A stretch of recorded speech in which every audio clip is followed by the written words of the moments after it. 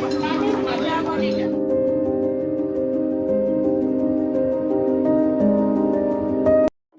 Everyone, কেমন আছো সবাই? আগের ভিডিওতে দেখিয়েছিলাম রায়গঞ্জে এসে খাওয়া দাওয়া করে রেস্ট নিয়ে নিয়েছি। তারপরে এখন সন্ধ্যাবেলাতে যাব মেলাতে। বাড়ির পাশেই হচ্ছে মেলা, শিবরাত্রি উপলক্ষে বাড়ির পাশে একটা মন্দির আছে, সেখানে পুজো হয় আর এখানে 7 দিন যাবৎ মেলাও হয়।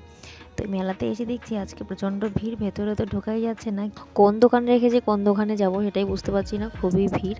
তো এখানে আগে একটা ফটোর দোকানে এসেছি, এখান থেকে একটা ফটো ফ্রেম বানিয়ে নিচ্ছি। মেলাতে এসেছি আর কিছু কেনাকাটা করবো না তা তো হতে পারে না, বরমশাইকে আগে থেকেই বলে রেখে এসেছি মেলা থেকে আমি যা কিনতে চাইবো তাই কিনে দেবে, তো সেটাই করেছিল।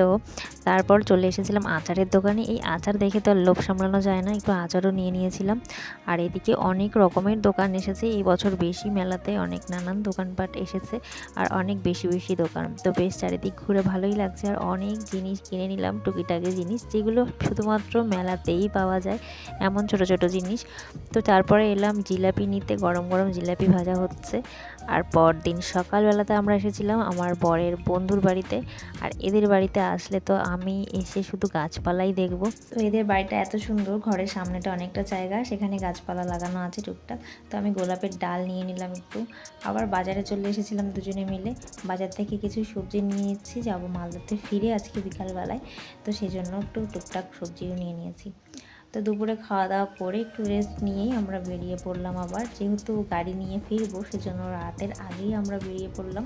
তো সূর্যটা কি সুন্দর দেখাচ্ছে, সবে ডুববে ডুববে করছে।